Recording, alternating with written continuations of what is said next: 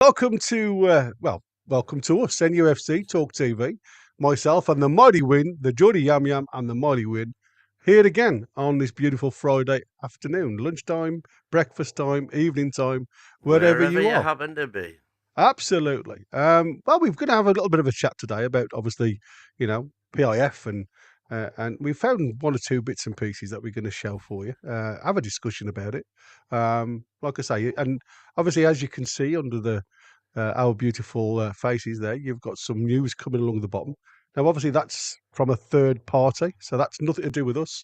We are not ITKs, but there's it's obviously also interesting while you're listening to us. If you obviously want to have a look at what's coming out as the latest And news, we'll then try you'll and see it get we'll try scroll. and get onto all the things that are flashing through there at some Yeah, stage. exactly. But to start with, we are Let's going do to it. talk about PIF. Yeah, but let's do the housework first, and then we'll crack on.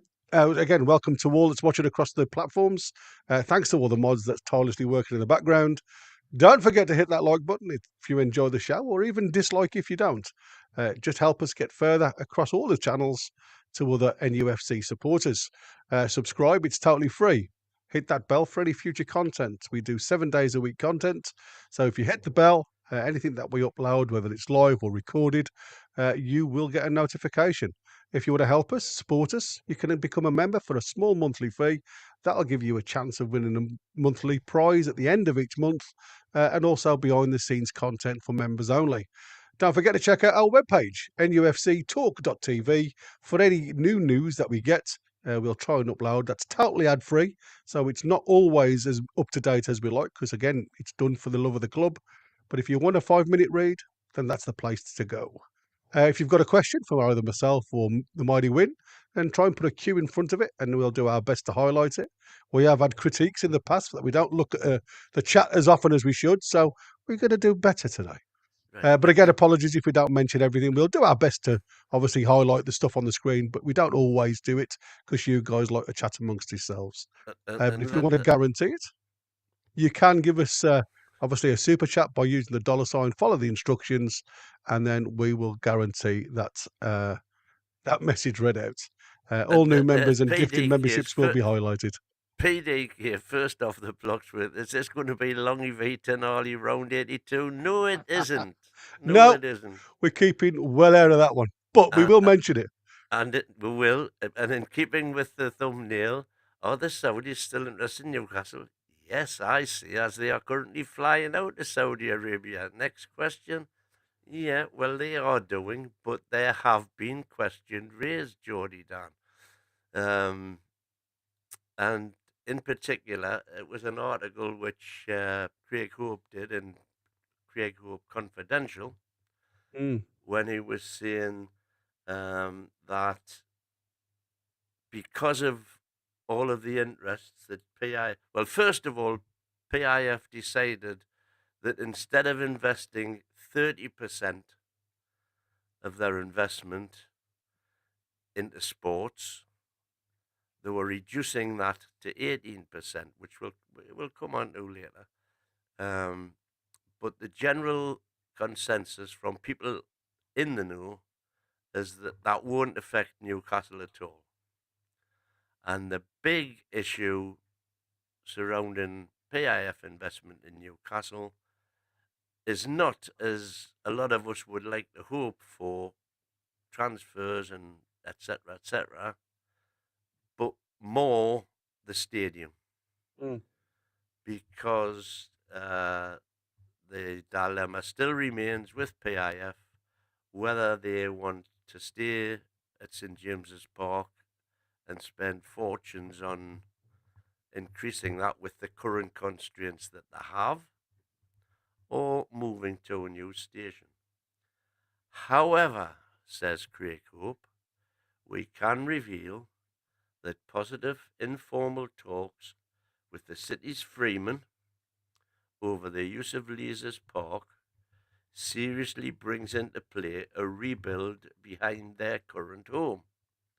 It will also need Newcastle City Council on board, and sources say it would be premature to call this outcome the favourite, but they did not deny it could emerge as so.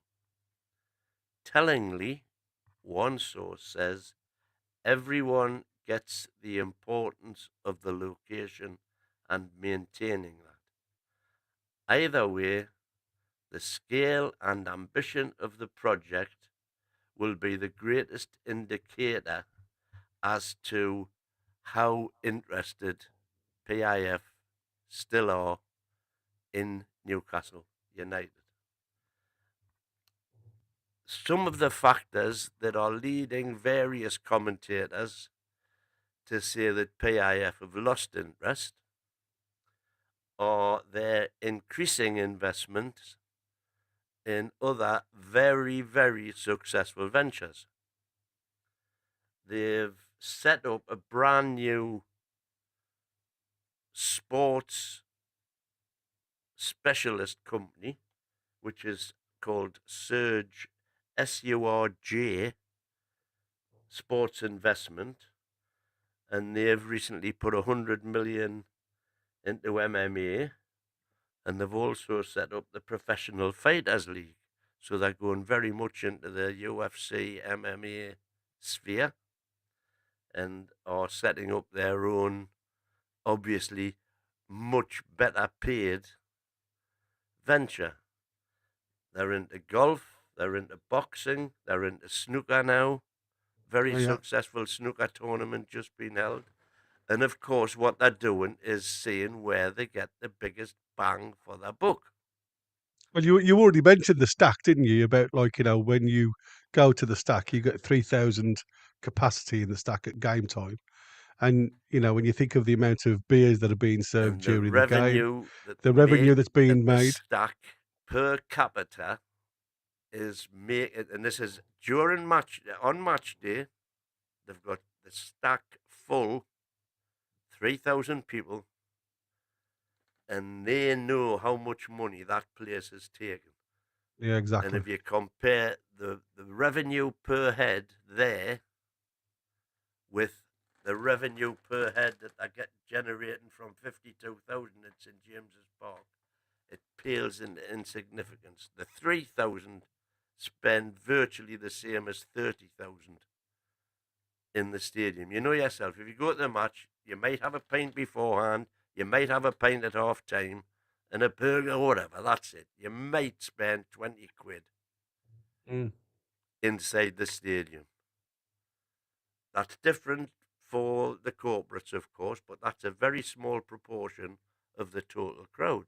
And PIF are saying, listen, we've got 60,000 daft Geordies who want to spend their money supporting the tune. We are not getting enough of all of the other bars in the city and all that are doing very well, very nicely, thank you. But the club themselves are not. And Yeah, the yeah. object of the exercise is to increase the revenue per capita.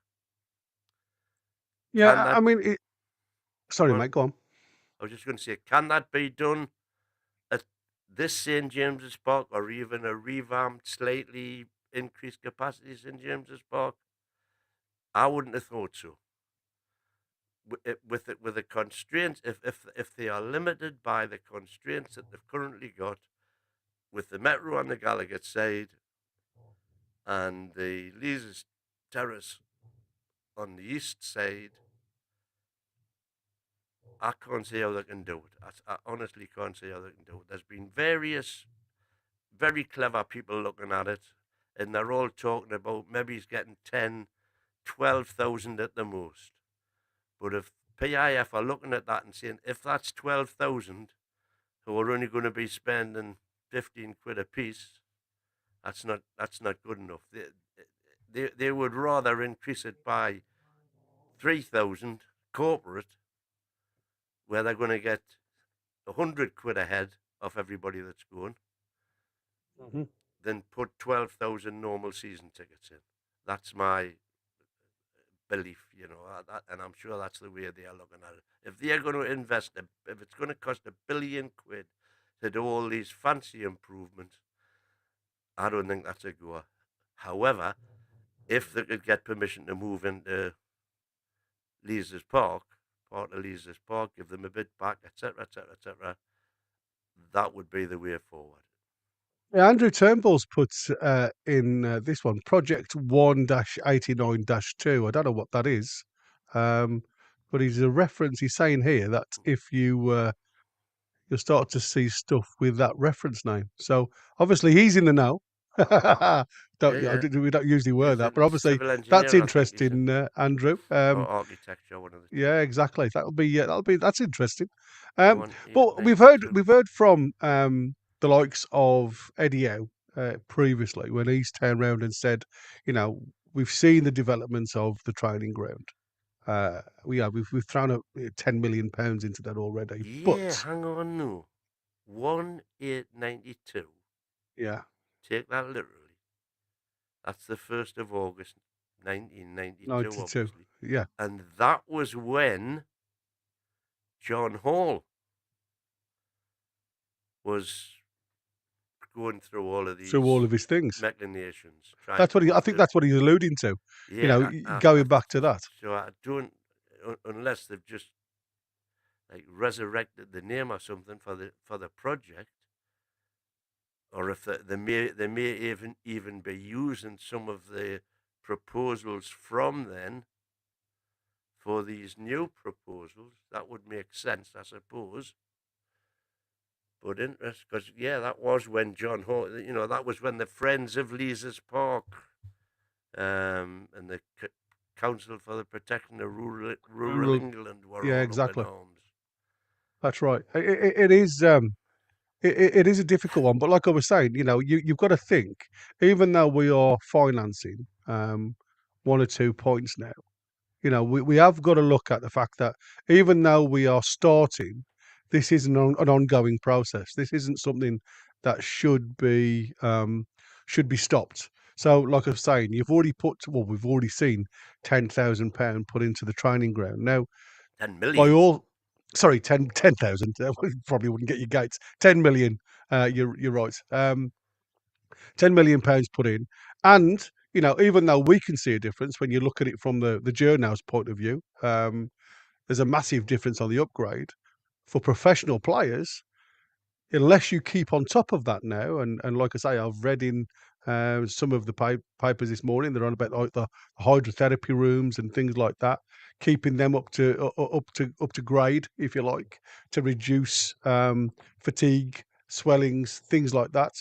And they've got the cryogenics side of things. Again, it's about eliminating fatigue in the muscles and getting high performance. Now, obviously, with James Bunce coming on board, he's going to have a massive say in what's there and obviously what's not there and needed or required for the future. So there's a lot of work still to do, and when you yeah, it's an obvious cryptic. Yeah, our year as we found it is one Club 89, capacity 2 venues. Love it, Andy. Um, so, so for me, I think Eddie's absolutely right. This is only the start or a starting block of where we go. Now, I'd seen a couple of weeks back on Football Insider. Now, again, I don't. We don't want to advertise third party things unless it's valid. And there's been a bit of a criticism regarding where they get the information from. Now, obviously, Keith Wyness was a former CEO of Everton, and he has friends and links with the PIF. And he made some quite valid points in a video. And what we're going to do, we're going to put the video on. And again, I haven't had permission from these guys to do that. So I'll probably scrub. We'll move certain points on of Keith 1S of what he's saying. I may pause it and come back to it as we go, just to try and get some idea of what he's trying to say. But there's a lot of positive information that comes from this video. So I'm just going to put it on now, and then we'll see how it goes and see how it plays out. Well, look, scaling back international investment, if you look at the actual story behind it, and I spoke to my contact in PIF this week about this, What it really means is where 30% of their investment was going to be invested overseas, it may come down to about 18 or 20. But also the assets that they have already invested in, such as Newcastle, are not really going to be part of any of those cuts. So it will not impact Newcastle at all. The big project for So just going on what he said there, even though there's a cut on projects, the cuts that are being made isn't going to impact Newcastle. So, to me, it's like a case of everybody saw the red flag when you saw the headlines.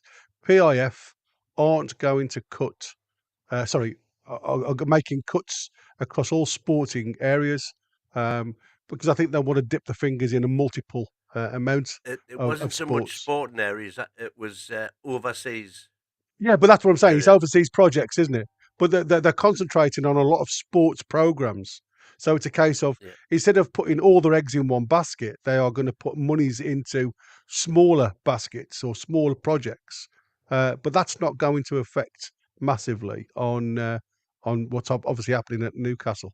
Um, and obviously PDK is there. He said that the cuts are only for new investment.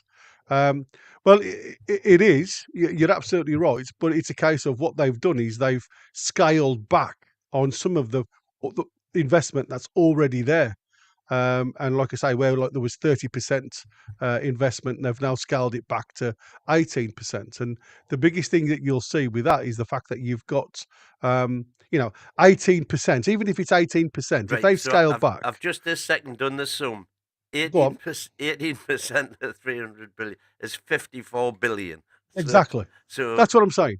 It's not as if we are going to be, bankrupt, rolling down the hill um, anytime soon. But it's just to show that there isn't a lot to the stories or the headlines that are out there. You could call it scaremongering if you like. Um, and for me, it's an interesting view. It's an interesting point what he's trying to make. It's like a case of, this will not affect us going forward. And I'll carry on with the video now because it comes on to some of the ground, the projects, and what he says. Newcastle right now that everybody's looking at, of course, is the stadium redevelopment. That could be over £1 billion project. And if PIF bankroll that, which I still believe that they may well do to some great degree, along with some financing found by the Reuben brothers, I think there could be a combination there. Then I think that would be a massive help for the northeast of England and a big investment. So I don't see anything but still reasonable news for Newcastle. Their biggest battle right now is PSR, and they've got to get through that and find the ways forward and get Newcastle back onto that sort of form that brought them Champions League. So, going on from that, we've got a situation where, like you said, we are in a current climate where we are okay finances. The budget's there for a new ground if that's what we need to go and build. But the question still remains, and I think this is where a lot of people have got um, issues, is the fact that we've gone through two transfer windows and we haven't bought anybody. We haven't strengthened the squad. That's my feeling. And at the end of the day, Eddie Howe can only play and choose from a select few. Um, has the team gone stagnant? Well, at the start of the season, you saw that yourselves. As much as we were getting results, it wasn't free flowing football. So new faces obviously need to come in now. You've predicted somewhere in the region of 140 million to spend. I don't think there's that in the purse. I've yet to see any evidence of it. Um, but it'd be lovely to think that that's you what's mean you there. don't believe my calculations? Well, I see the sum. Don't get me wrong. I do see the sum, and I understand the logic behind your sum. It makes absolute sense. But I think there's still a lot of stuff that we aren't aware of on outgoings. Um, and like I say, when you break down the 40 mil that was Adidas, if Stefan Borson is correct, when you break that down, we won't get the 40 million. We'll get 27 million if you break it down to the nooks and crannies. And that's where I look at. I look at, when we see figures like yourself, you put it down because you see a figure that's projected. We don't see what comes from that projection, if there's any outgoings. So, like I say, I always look at January to January because that's when you see a lot of our financial figures that become public knowledge, and then you can work out. We'll say work out. You can more or less see what your spending power is. For me, it's a massive positive to think that that's potentially what we could go out there and spend, because you could bring in two really high profile players, um, or even three. If that's what you've got to do. But when you start looking at players that they're looking for, I've seen reports yesterday afternoon and this morning about Dewsbury Hall. He's certainly not certain a player that I'd be looking at bringing into the squad. Do we need another midfielder? So there's a lot of issues, not issues, but there's a lot of questions that I wanted to point out and say, PIF are there. PIF are going to support the club going forward with 18%, like Wynn's just calculated, which is still 50 odd billion pounds, trillion pounds, sorry. And then, it's the small stuff. For me, it's a case of, why were we in so much trouble? Well, we know that's commercial business. Why are they putting all the emphasis on building a new stadium? Well, that's the commercial side of it that we need to grow, because we've been so far behind, left in the mire for such a long time. And the only way we're going to close the gap with the top 10 teams, and obviously this is something that Keith comes on to in a second, is by having a stadium of 70 plus thousand, which is something that you disagree with. Yeah. Well, let's hear Yeah. what he has to say. So I'm just going to move it forward slightly, though, Win. Yeah. So I was just going to say, why don't we at this point put up that what you were saying about your stadium capacities? Who's got the grounds? Because there's a couple in there that surprised me. Have you still got that at hand, or do you want me to do it? Yeah, 2 seconds. Because then I can just pinpoint the sections that I want the public to hear on this. Because obviously there's a lot in there that it goes on for 9 minutes. There's a lot there that isn't quite relevant. But if you put in all the and then give us your breakdown. You've not shared tab again, have you? You've shared your. You got it? No, shared the tab, yeah. Okay. So can you see that? So Wembley's I'm looking at the screen now. You can bring it up a little bit. That's it. Wembley, 90,000. Old Trafford, 75. London Stadium, West Ham, 62.5. Tottenham Hotspur, just over 60.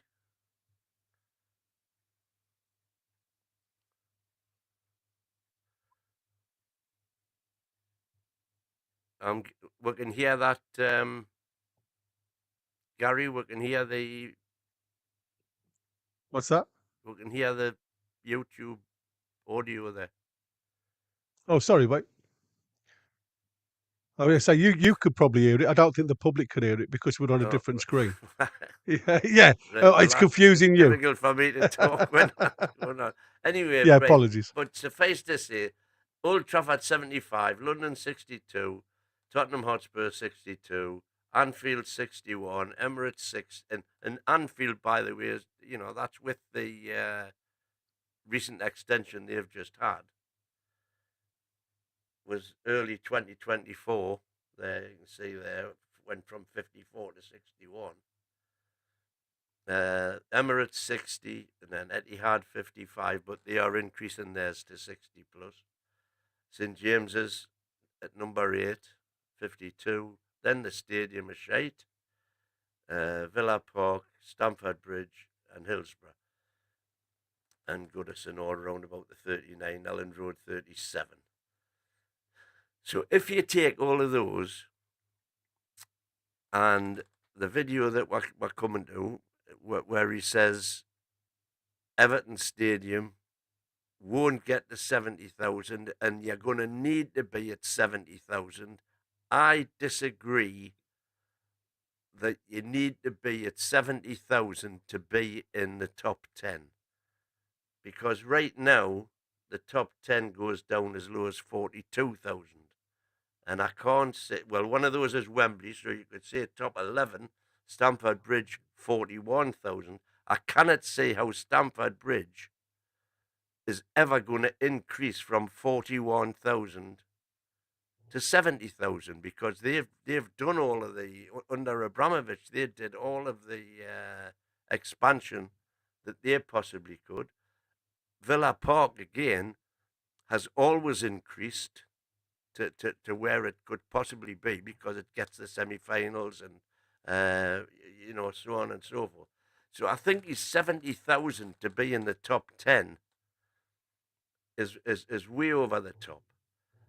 And where I disagree with a lot of people is in how big a stadium Newcastle could fill.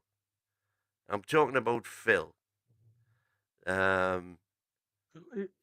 We might be able to occasionally fill it, but to me, you need as Darren Neal's famously said in one of his interviews, the minute you've got one empty seat, one seat that's not taken, the whole project fails, because it then doesn't become a must-have item. So I think if you look at, even look at Old Trafford, where they've got all of the tourists, they struggle to sell all their seats, and even in the early rounds of the Champions League. When it gets to the group stage, when it gets to the knockout stage, yes, they'll fill them then.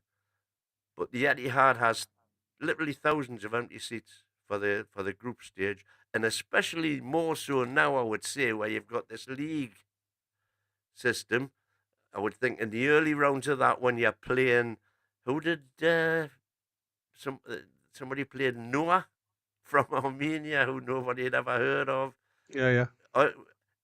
In the first couple of times we are in the Champions League, we would fill every single seat. You could sell 100,000 tickets.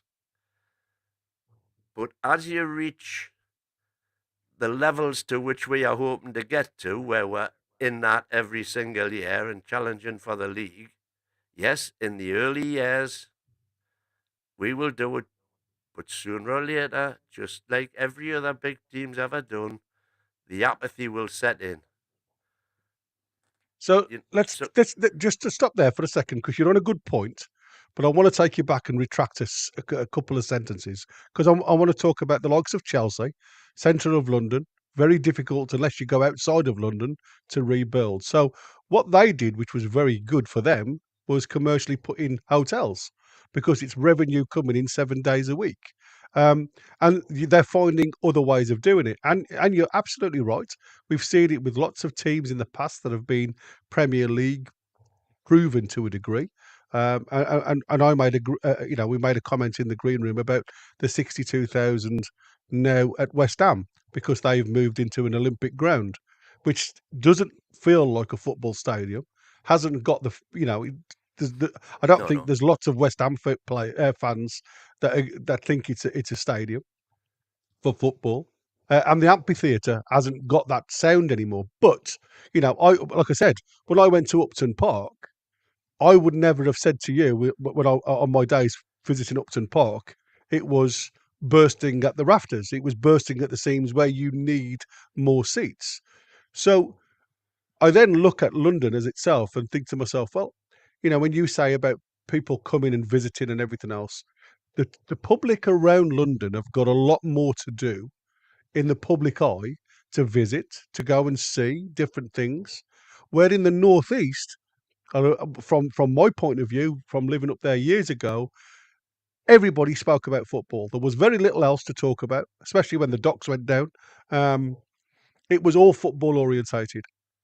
Monday to Friday, it was the build up to the match, and everybody hated the off season because there was absolutely nothing to do. apart from going somewhere else. Now, forgive me if I'm wrong, and if that's changed, because the only thing I can think of, um, other than Newcastle in the northeast, is going outside of the northeast to the coastline further, and having a visit somewhere else along that northeast coastline, because there's some really beautiful places. We know that, but you don't talk about them things when you live up there. The only thing you're actually talking about is the football. So, will the interest not be there when the team or the elite team, as the PIF will the want? Is that something that you're thinking of? No. What I'm saying is the reason that the London clubs can have such big capacities is because the population is, the catchment area for them is huge compared to Newcastle. People don't seem to realise Newcastle has a population of 300,000. If you take the whole of the Tyne Wear, Northumberland, North Durham metropolitan area, you're looking at 1.5 million. Manchester, Greater Manchester, has got like 3 million. London has got 10 million.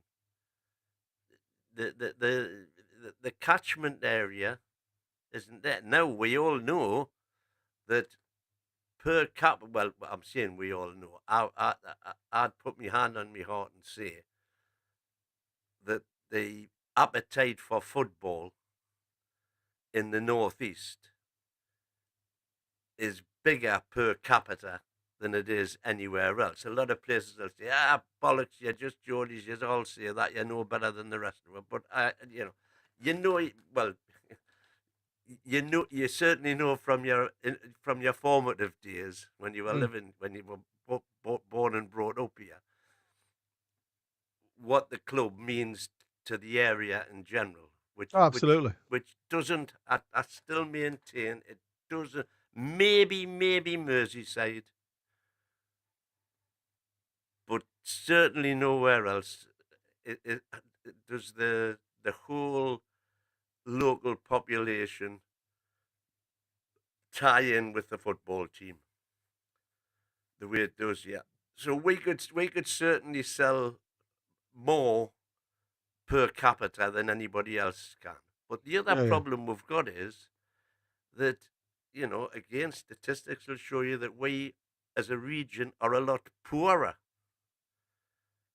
than a lot of other regions. So we haven't got the disposable income to do corporates as much as they do, etc., etc., etc., and spend. A lot of people struggle. They'll find the money somehow to get to the match and have that couple of pints, and because again, disposable income going to the match, following Newcastle United, accounts for a huge portion of a lot of people's disposable income. And again, I would say probably much more than anyone else's. So I still think you would find it because bear in mind, don't think because we're going to go to 80,000 potentially that they're going to say, right, we've got 80,000 now, so we can drop the price down from £40 a ticket to £20 a ticket. That's not the way it's going to work. It's good. The only way it can justify the expenditure is by having 80,000 at, £40, £50, £60 a ticket. Okay. And if we're watching Champions League, and if we're qualified, if we're challenging for major honours, you don't mind paying that. No, no, no. Exactly. And as I say, people will find a way to pay it. Yeah, because that's what it means to them. It's in their blood. But I just think to talk about, the people go on about the yellow wall at Dortmund with 80,000 and all of this. Right. I would Well, love to see it. I would love to see it. And probably, as I say, you would see it initially when we start getting, when we get success. We know that from the entertainers' days when they were getting 10,000 at the training ground. Absolutely. Yeah. But still, I think a lot of people are over egging the pudding when they're estimating just how much the Geordies have got to spend on going Okay. to the match. Well, I thought just before we move on, I'm just going to, because we've starred a few now and I don't want to go too far. So I'm just going to show a few of the starred ones. Tuna, welcome Tuna. PIF decision to reduce investment is for new investment. We are current and existing investment. So Yeah, that's a fair true. point. Geordie Dan has put down here the reduction in further investment. This is better for NUFC as they are concentrating on what they have. So can quash BS buying Liverpool, etc. We will be a focus going forward. Exciting times. Indeed, it I, is. I tell you something now, I can't disagree with that either. Andy Turnbull has put there will be no extension to the Gallagher. From an approach for a project a couple of weeks ago, I understand why.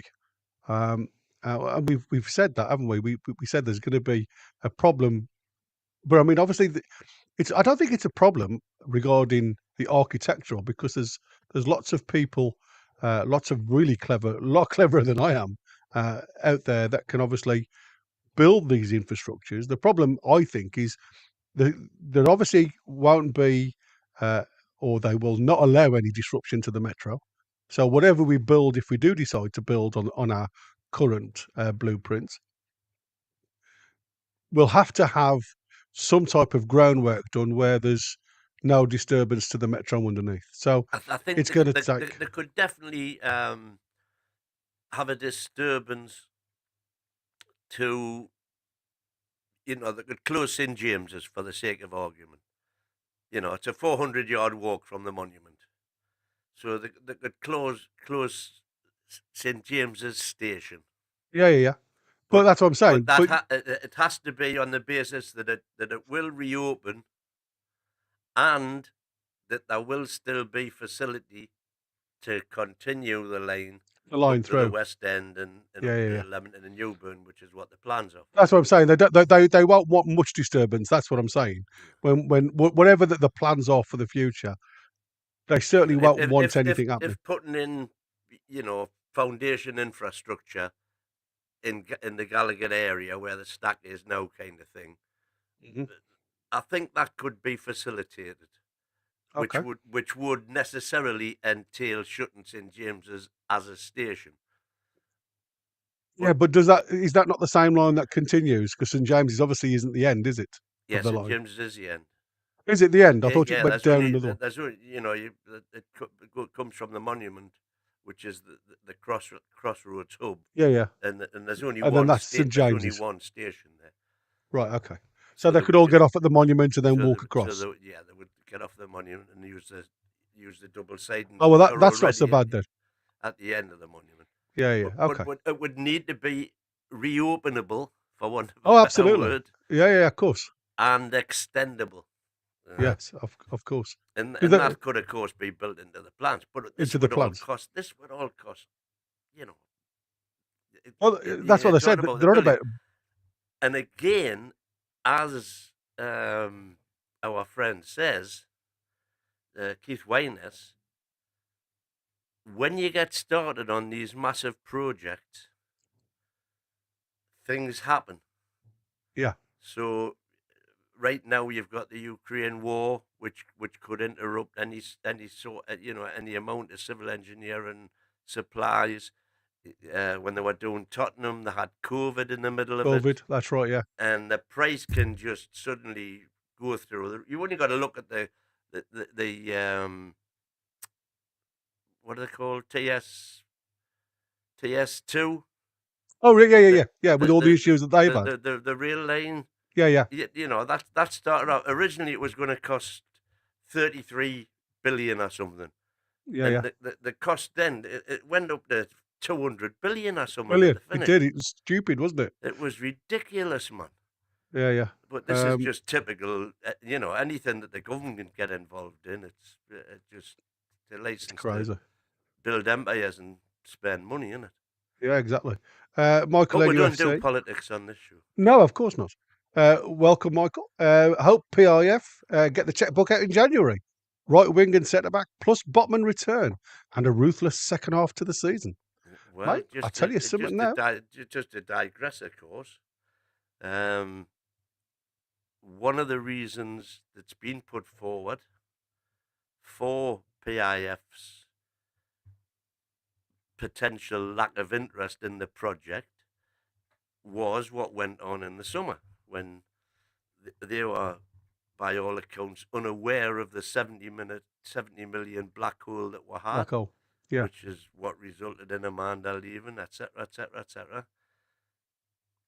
And there's no way they were going to allow that to happen. So that was, but they were very dischuffed with all of that. I think the fact that we were prepared to offer 60 million for Gay and 50 million for Alanga showed that there was money there.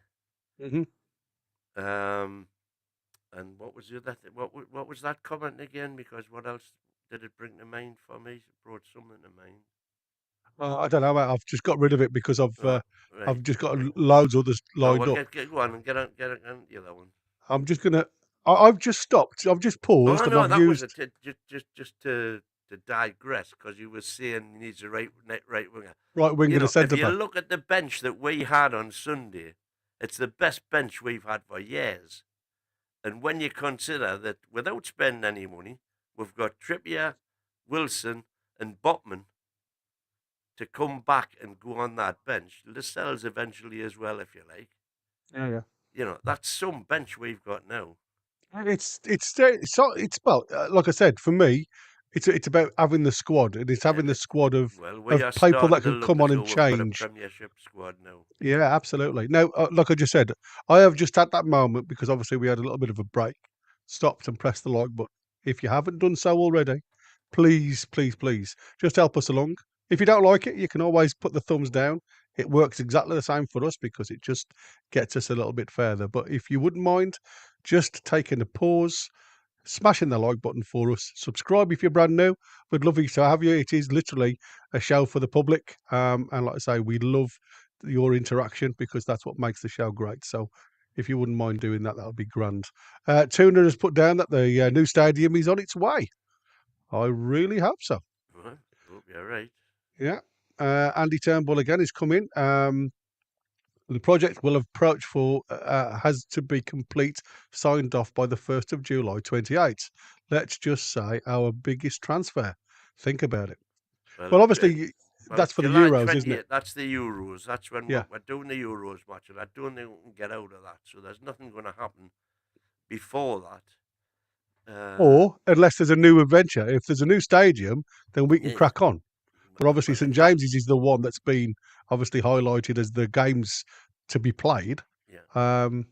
And like I say, the other thing about it is obviously if the blueprint of St James's, again, for me, growing up as a lad and seeing that development, like I say, there was only one stand there, and I'm like I say, me and Will have a chat about this. When I first started going, standing in the corner and just watching, the one stand, and then you look back and I think it was '93 when they started to redevelop everything. Am I right, Will? 76, 75, they built the East Stand. Yeah, so the Leasy stand I'm on about when they redeveloped the Leasy stand. That was the 90s. That was in the 90s, wasn't it? I think that was 93. Sorry, no, that was end of the Keegan era. Because when they put the other tier on. There was Lindisfarne played. Oh, that's right. That's right. Yeah. On a stage in the Leazes end. Yeah. For the last game of the season when we beat Leicester 7-1. Leicester. That's right. In promotion season, so that was 83. Yeah. So that the Leazes stand began to get developed then. So I'm sure I've got a photo, and I'll have to find that out. Of there was a board on the end of the Leazes end. What, the half-time scoreboard? No. It like an advertisement board. That was the advertisement board saying about the redevelopment of the Leazes end. I'm sure I've got a photo. I'll dig it out. I'll dig it out.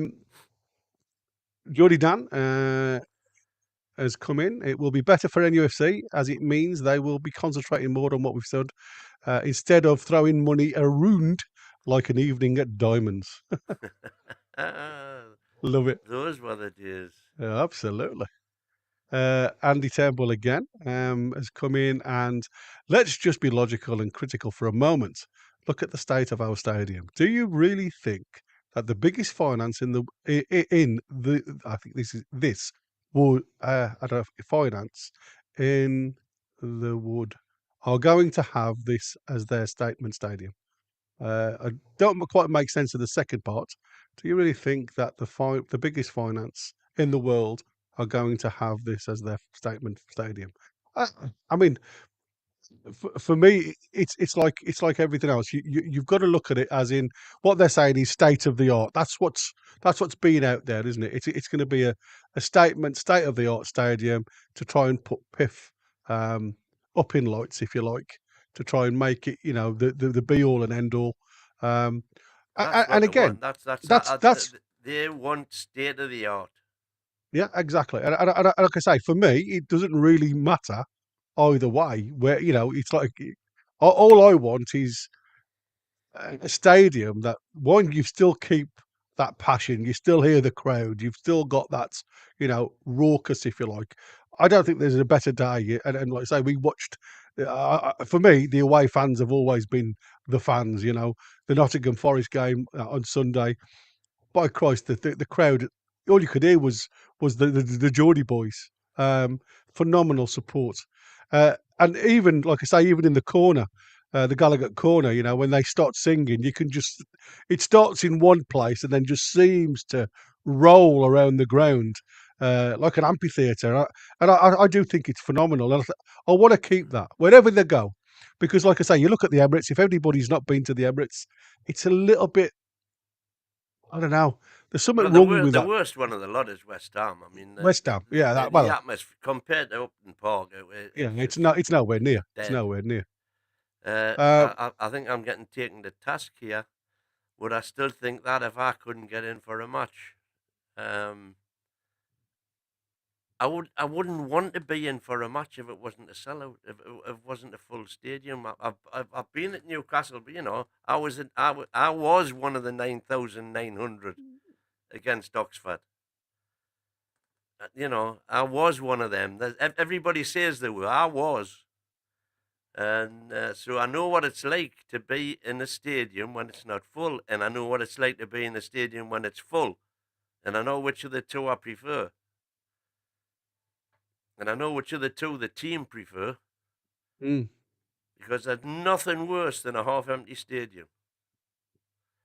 Well, I think that speaks for itself, doesn't it? Yeah. When we've all been there in cup runs and stuff like that, like especially when we're low league.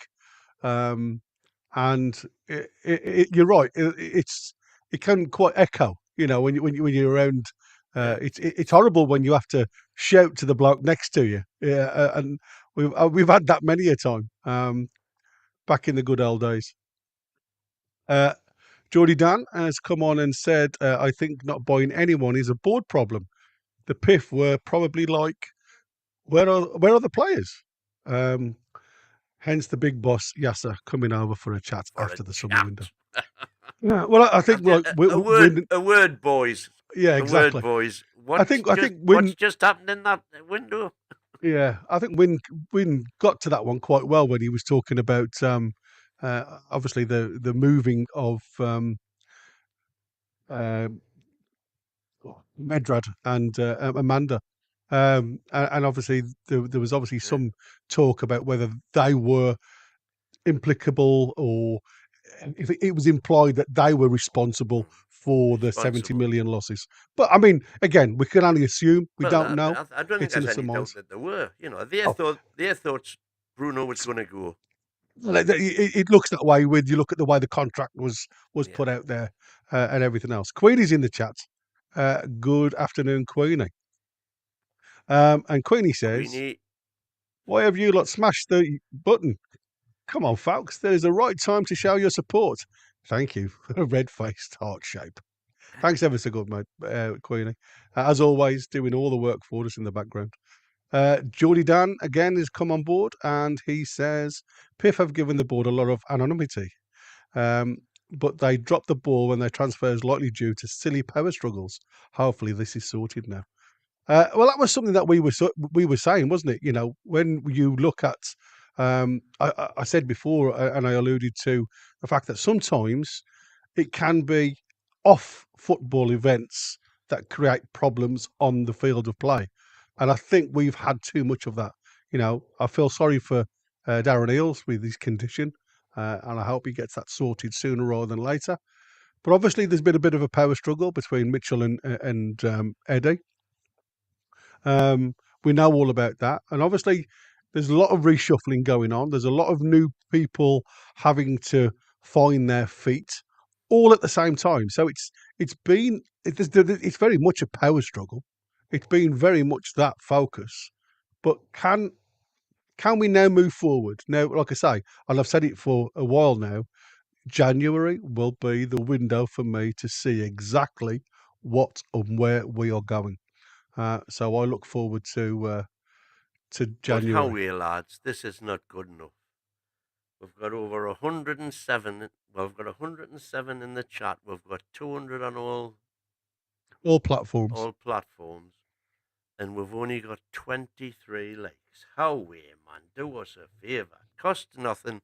Drop out the chat for a second. Hit the like button, please, and give us some support.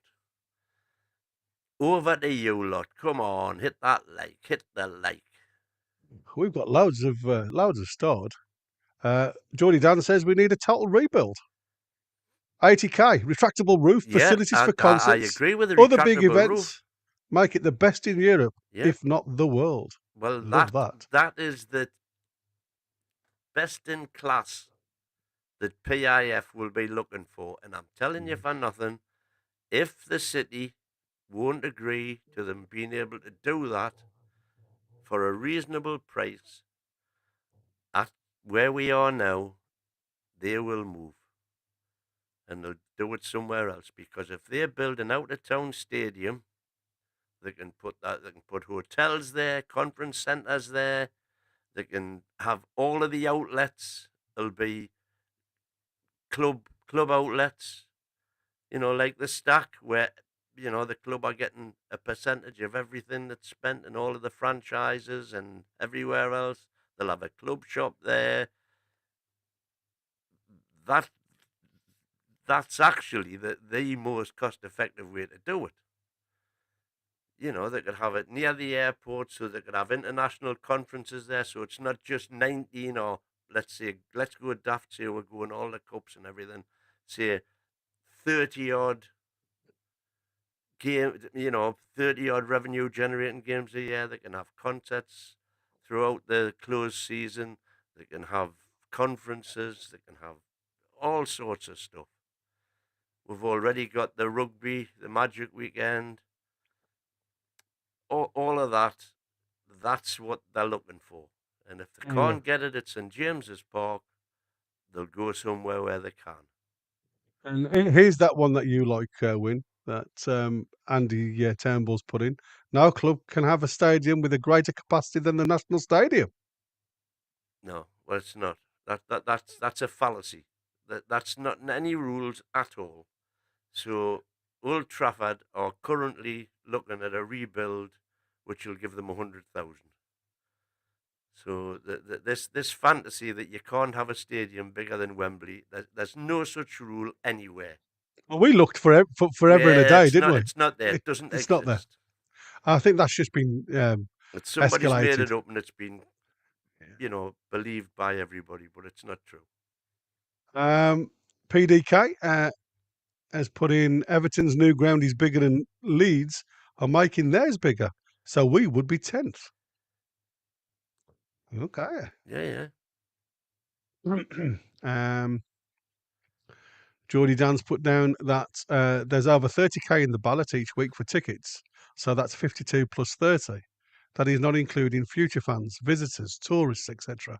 We also have the ferry from Europe at North Shields Airport. Agree with everything you've said there. The problem is that the 30,000 in the ballot does not necessarily mean that those 30,000, they'd be able to afford the odd ticket, but does not necessarily mean that they'd all be able to afford a season ticket.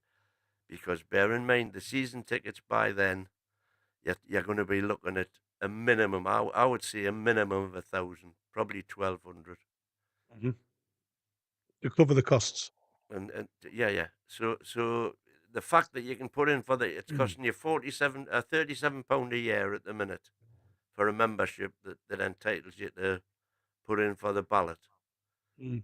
And yes, you'll fork out for the special effort on the odd ticket that you get. But whether those 30,000 would all buy season tickets is a whole other Ball question. game. Excuse me, Alessandro Minetti. Welcome again. And he's agreeing with you. Newcastle doesn't need an uber massive stadium. Anything above 70,000 is I ridiculous. wouldn't say it's ridiculous, but I would say you'd be struggling to fill an 80,000 stadium every week. Mm. Once the initial, if we get the success that we're hoping to get, I hope I'm wrong. I hope I'm proven wrong, and that we do get the success, and that we do get an 80,000 stadium, and there'll be nobody happier than me if that happens. I just And think people have got maybe a bit too big expectations. Andy Turnbull, Old Trafford season tickets have a massive waiting list for the season tickets as they allow heritage tickets. You can inherit your season ticket. Yeah. Um, and PDK has come in for another one. I'm just going to do one more. I haven't forgotten you guys, but obviously I'm missing out on a lot more that's coming in the background now. So I'm just looking at the starred comments. Then I'm going to do a little bit more of the video. So because I think we spend a little bit more time on the comments, which is what we want to do. Obviously, we don't want to leave you guys behind. It doesn't win. It's a myth about Man City's ground. They are building a bigger stand. Why would they do that if they can't fill it? Well, I They, don't think it's. I think it's like I say. We've seen they some can't European fill it games. every match, is what I'm Yeah, saying. yeah. I think that's true because even some of the fans were a bit disgusted. I don't know whether it was the start of this season or the start of last season's Champions League for them, where the ground was. Well, there was sections of the ground they hadn't sold the accommodation of seats. Um, and again, I think, like you say, the biggest problem with a lot of these teams now that are vying for the top of the Premier League, good in Europe, um, you will have a lot more visitors wanting to get tickets. Now, you know, the problem is with doing that is like myself. I mean, yes, I have to choose the games, even though I'm in the ballot for every single game. I've had one league game, which is I paid the ticket myself, overpriced, and I got obviously the Wimbledon game. Um, but when you look at it, you think to yourself, if I wanted to do every single game, and I was willing to pay the money, I could do the every single game. That's fact. There's tickets out there, but they are third party tickets. So that's what annoys me when you have got fans that are willing to pay and watch the team week in week out, and yet there's these third party people that go out there and either these are from season ticket holders that have sold their tickets. I don't know, but there's definitely a third party group that are overpricing the tickets for people to go and watch their club that they love, and that's why I want to go up. Because to me, if you was to go and get an 80,000 um, seater, just for example, I could probably guarantee you now there'll be 10,000 of them seats bought by a third party. Now, the biggest problem by doing that is those seats will always be empty unless people were willing to pay the overpriced seat price, like I did. Um, and that's what worries me. If we do go for a bigger ground, then there has to be tighter regulation on the people that are buying the tickets. Now, obviously, I know a lot of the ticket holders, season ticket holders, now will obviously get the choice, and that's you don't want to take that away. Well, But to be what fair, that kind of addressing that at the minute, it's causing lots of problems with the way the tickets work now, with the phone scan and all of that. But if you've got a season ticket now, you're only allowed to transfer it 9 times a season. So right? if you transfer it more than 9 times a season, you get a letter saying if you transfer it once more, you lose the season ticket. Oh, really? Yeah, yeah. So that's as it is now. You can only transfer a season ticket to a different wallet 9 times a season Right. Okay. before you get a letter saying, whoa, Before you whoa, get a letter saying yeah, you're starting to get a bit close to the knuckle. yeah. All right. And Let's and here's Chris again. I've never said half empty. When did I say half empty? I said I've been in a stadium when it's half empty. I don't suppose the stadium would be half empty. But even if a stadium's 5,000 empty, it's completely different to being a full stadium. It's just different. It is. Trust me. I think, I mean, obviously, I've only been to a couple of American stadiums, and they seem to have it right, um, the way it works. And again, you are right, because you're talking uh, the amount of people that live within the vicinity of the stadium.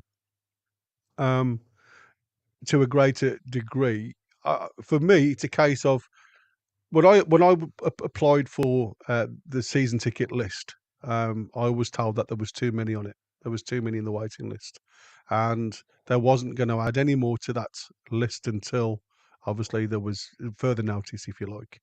Um, Again, I don't know, because like I part of the ballot, and every time I go into the ballot, I do see umpteen thousand sat there in the queue, and like I say, for certain games, and I say certain games, and I'll take the Arsenal game. There was 60,000 in for that one.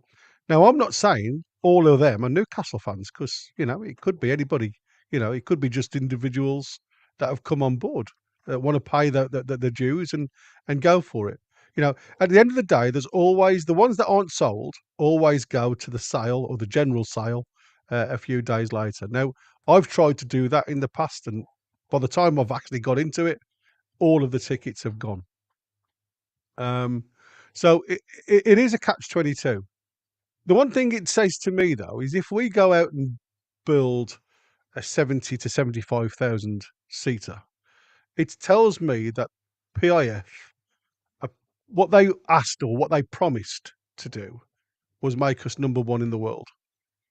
So what it signifies to me is, even though we probably haven't got the capacity, as in the area where we live capacity, what you're going to get is people travelling like myself, like Paul does. Um, Obviously, we've got Chris and his family coming over in January. Josh the same. Um, it allows people to do that. It allows people to come in from outside, visit the Northeast, visit Newcastle. That's got to be good for commercial business. That's got to be good to take over those seats that are available. But would that be on a weekly basis? Well, Now, for me, yes, it would. here's an interesting thing that our Lord and Master just put in. That the 30,000 extra don't all have to go to season tickets. So they could be bought on a match by On a match match by basis match. by Yeah, the 30,000. That's not the way companies work. not anymore. They want that guaranteed revenue at the start of the season. That's what they can balance I their mean, books it with. used to be like that. They can plan their finances if they've got season ticket money up front before the start. That's totally different to selling them on a match by match basis, when suddenly if you start underperforming, the tickets don't get sold. if they put 30,000 new seats in, they might keep a few for the ballot. I'm sure they will. A few thousand. But if they add 30,000 to the capacity, they will be wanting to sell those 30,000 or the vast majority of them as season tickets.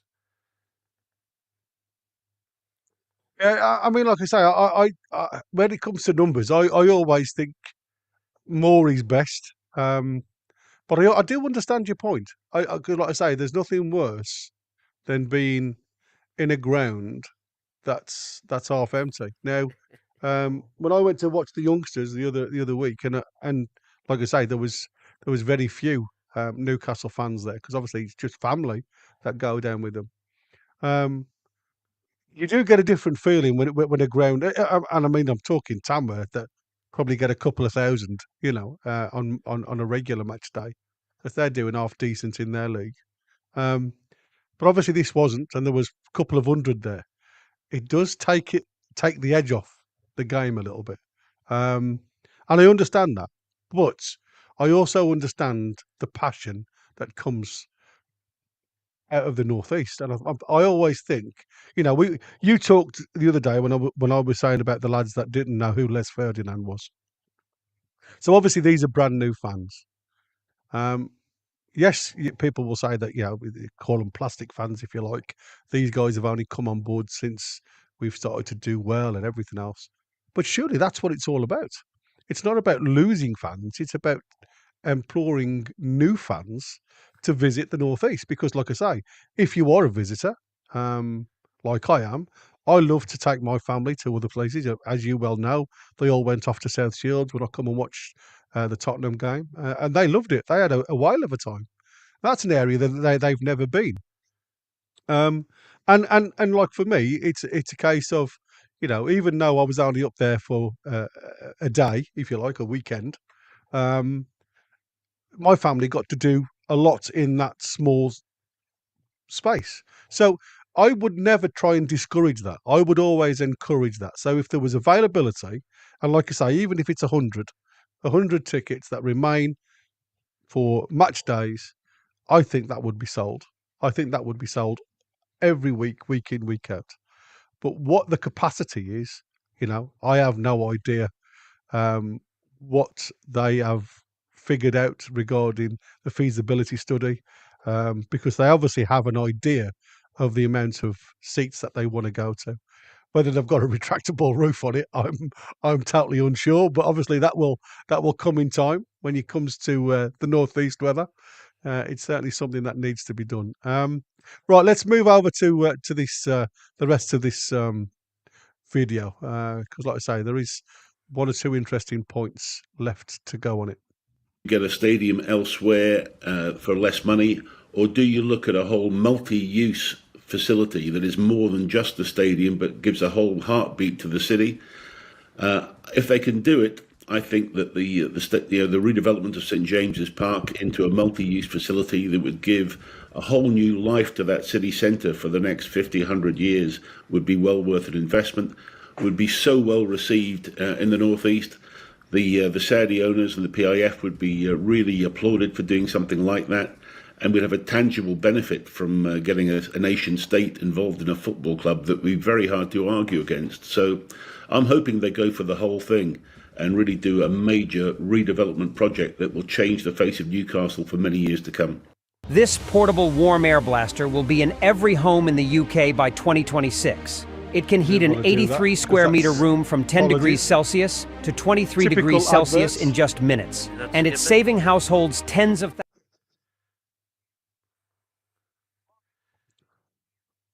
Let's skip that. Don't want to do that. Oh, God blimey. See, these adverts drive me insane when it comes to YouTube stuff. Um, what I like from that though is obviously what you were talking about before about the possibility of making it more than just a football stadium and bringing in the outside audience into the northeast because of events. We all know what they did at White Hart Lane with the Americans. They wanted to bring in the American football, which seems to go down very well. Um, even though obviously American football isn't something big in Britain. I mean, obviously there is more American football being played these days, but it's still not a massive sport. And yet, White Hart Lane obviously now is filled out to the rafters. And as we were talking before, they've even doubled up on the corporate side to accommodate these said events, so they can get more corporate visitors into it, and that's obviously American visitors. So there is ways of doing it, but like I say, I wouldn't want to see St James's Park filled with corporate, because I think that's when it would become a problem. I'll tell you what else is going to make a difference, right? It can only be a matter of time before the Saturday curfew on Premier League games, live televised Premier League games, is abolished. It can only be a matter of time. And that will be done by virtue of clubs being able to sell their own pay-per-view season tickets, so that everybody can watch. If you've got a Newcastle television season ticket, you get to watch every Newcastle game, home and away. And they will cost you a couple of £100 a year. And when that happens, and it will happen, just as everything that happens in America follows over here. So, like now in America, you can buy a season ticket for the the NFL team of your choice, or the baseball team of your choice, and watch every single game for $20 a month or whatever. That will happen here, and the appetite then for to be at the ground will diminish.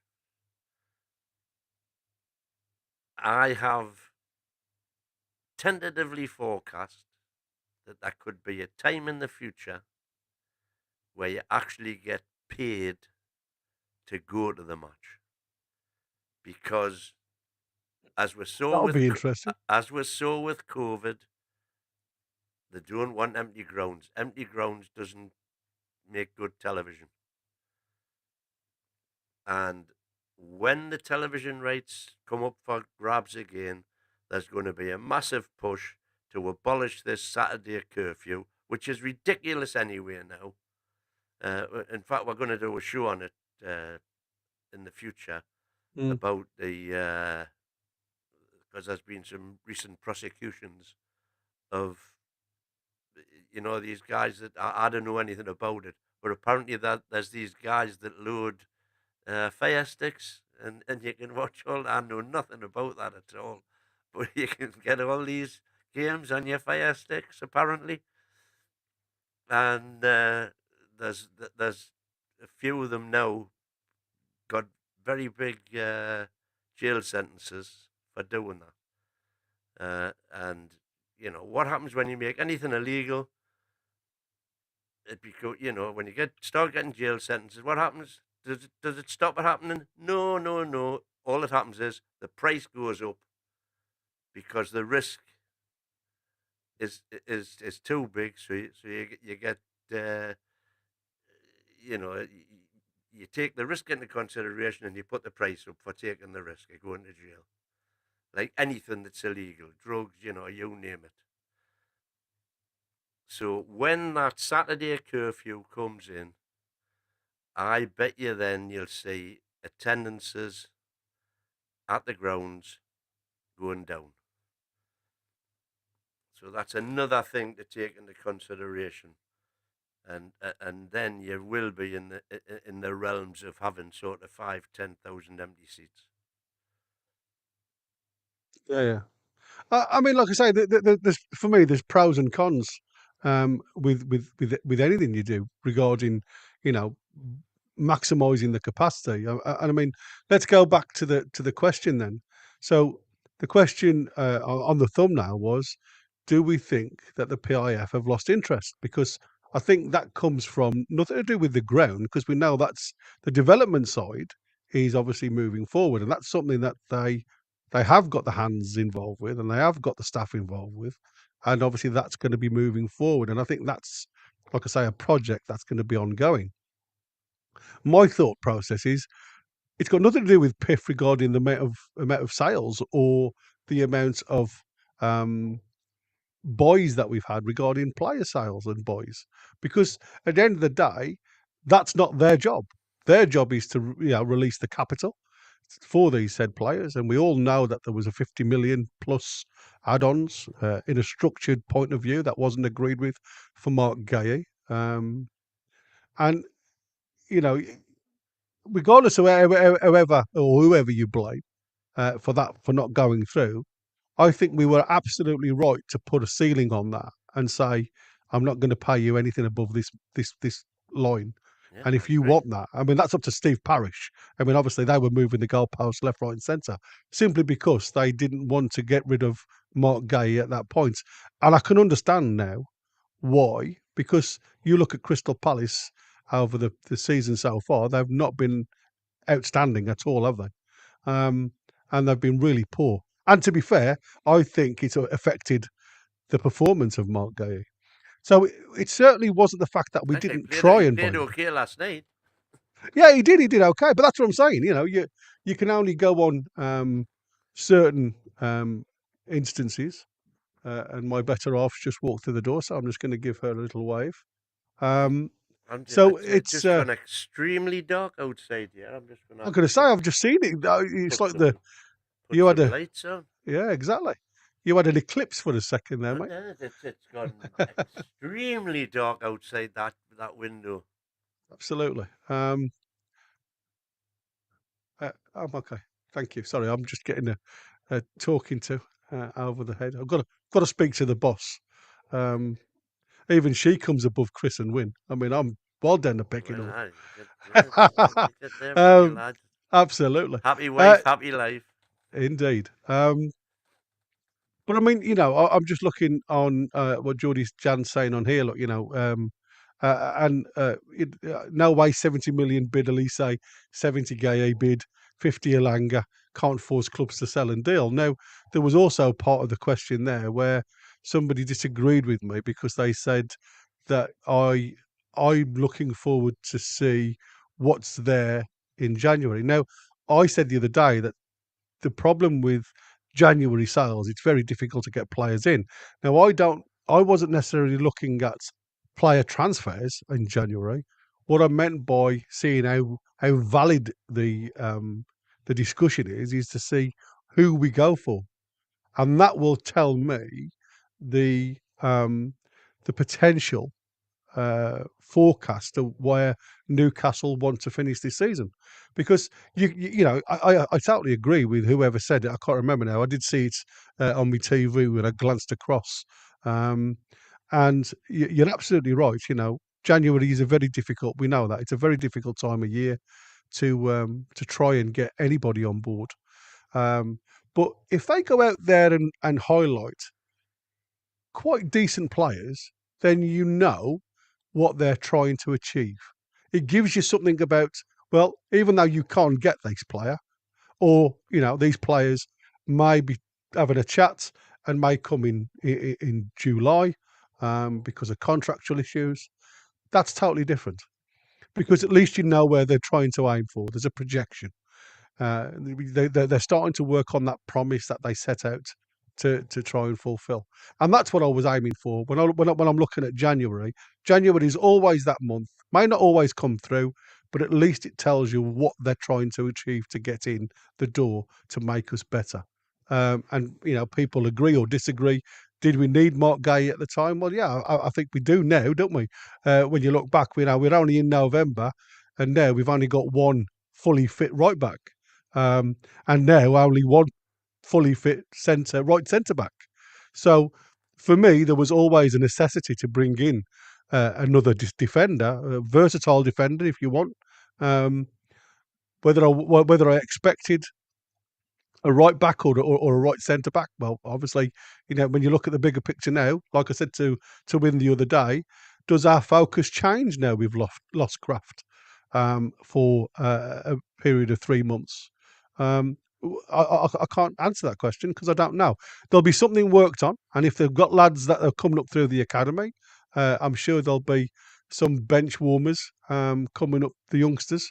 Whether we can go out there and get somebody on loan, potentially a youngster from afar to fill the void until we can buy. I don't know, but it's an interesting one. Have we got? Well, Do you want? getting back to the main question: have PIF lost interest? I don't think they have personally, but the Alan. proof There you go. of the pudding will be in January.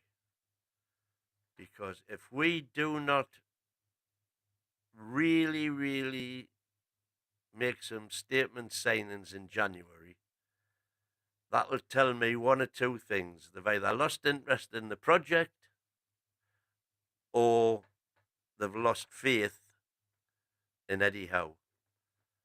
If we don't spend near as damn it 100 million in January, that's what it's saying to me.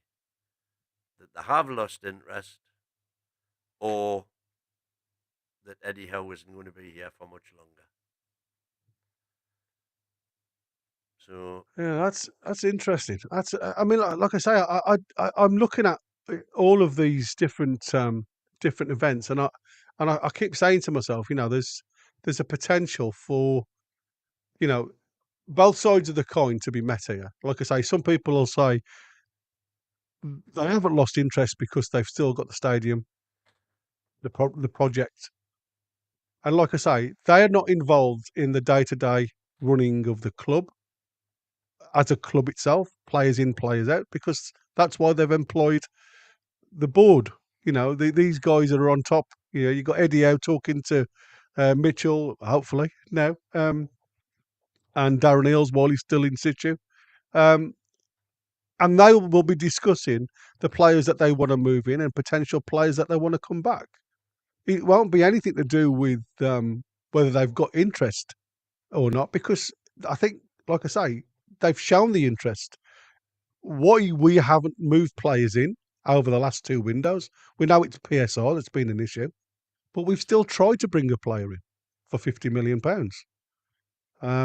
And that to me shows me or tells me that they've lost no interest whatsoever.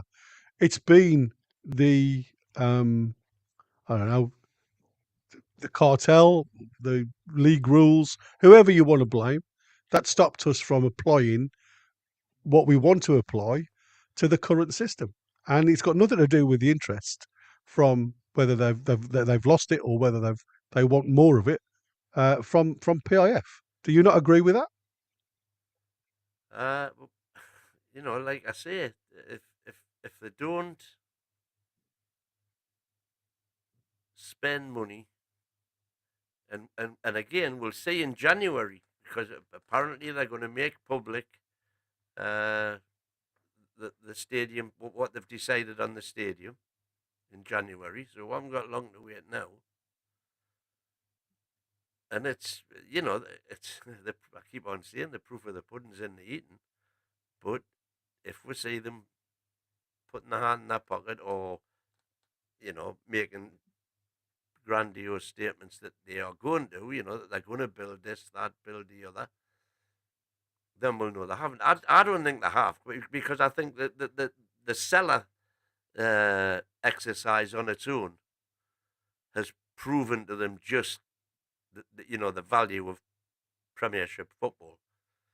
A seller have had to build a new bloody office complex to house the staff that are needed now to handle the inquiries that they're getting and that have resulted since they took on the shirt sponsorship. Their global recognition now is had you ever heard of Seller before they sponsored our shirts? I'd seen them at the boxing. I've only seen them at the boxing. Previously, I've not seen them anywhere else, to be fair. Well, but again, the boxing is within this 3-year period. I'd seen them before that. The boxing is one of the reasons that people are surmising that they've lost interest in us, because they're making so much money now of the boxing. Then this is in Saudi, and the same with the snooker venues that they're arranging in Saudi. The Live Golf in Saudi, I know where you're coming from, but and I'd seen the seller and allied to adverts before that. there was talk that even in Saudi, the chat on the street, which was there, everybody was talking about Newcastle United when PIF first took us over, but since they've now invested in the Saudi league, and you've got Ronaldo there and all the big names in football, now the people in Saudi are talking about their own football teams instead of Newcastle United. Yeah. I know, but like I say, the difference now with the boxing, like just go for instance with the boxing, because it's now sponsored by this guy, I can't remember his name, the Saudi royal that's obviously trying to really push boxing. And now all of a sudden you see a lot more available to watch, and I can understand that. But like I say, I'd seen seller, but again, to me, I don't look at adverts. I don't look at commercial business. I'm not part of that infrastructure. Whoever the sponsor is, it didn't bother me back then, because obviously I was only interested in who was sponsoring Newcastle at the time. Whoever sponsors these secondary outlets, has no effect on my day-to-day living unless I'm a corporate person that's interested. And that's why I said, for me, the interest on sponsorship is obviously seller, and you look at all the other bits and pieces, and you said the other day, why don't we go out there and spend, or at least get these guys on board, and if we have broken the law, then they'll tell us that we can't do it, but at least go out there and get them lined up or on board. So what you're saying there is what I surmised at the time. Is that, to me, as soon as Man City had proven that the rules, the APT rules, were unlawful, that's when we should have just went out then and got massive sponsorship deals, which we know if we did it now, before they've got time, because they still haven't had time to change the rules. They've had 2 meetings now where they've tried to change the rules to update them, and they've been unable to. They can't agree on what they've got to do. So right now, if we want to get, I mean, let's go stupid, a £50 million a season deal from Aramco, and a 50 million a season from Saudi, and a 50 million a season from Saudi Telecom, which are all the ones that have been mooted. They're not in the position now to be able to say those contracts are not market value. They can't do it because those rules are now unlawful. Mm. And as with any law, you cannot retrospectively be charged with breaking a law at a time when the law didn't exist. So, the worst they could do would be to bring in some sort of newfangled new rules that said that as from, 26-27 season, you can't have that amount of sponsorship from these particular sponsors. So now would have been, if they had been particularly keen to really shove money into Newcastle with the legal brains that they'll have at their disposal, to me, now would have been the absolute perfect time to have done it. Mm. And the fact that they haven't led me to sort of maybe go along with the underflow feeling that they had lost interest. Because, they could have put a fortune in if they'd wanted to, I believe, once Man City had won that case. Yeah, I understand that, but again, it's like I said, do we want to be the same as? Well, sorry, that's wrong. If for me, we've seen that the Premier League have stated, now this is a fact thing now, isn't it? That they've got to rewrite the rule. That's not a rule that's been overturned. It means the rule is still in situ. It just needs to be rewritten in a way that's lawful, if you like. And I, from me, you see, getting a look at that and having a listen to other podcasts of how they've seen it and everything else. It's like I said, we said before, you burglar that commits 8 burglaries but gets sentenced for 1, you're still guilty. But for me, you can't go chasing something that's still illegal until it's agreed by 14 out of the 20 within the thing. Because obviously, whatever the Premier League come up with now has got to be agreed by 14, which like I said, for me, I don't agree with anyway. This should be took away from the Premier League. It shouldn't be. There should be anybody within the Premier League agreeing to these rules, because as well as I do, there's going to be certain figures that have a lot of hierarchy and a lot of pull towards the Premier League when it comes to rule making. We've already seen that in emails previously. So if it's a third party that's got no involvement in the Premier League agreeing to these rules, then that's got to be fair for everybody. That's my opinion, anyway. What do you want? Do you want to go over some of these? Yeah, I'll let you do we've got a load.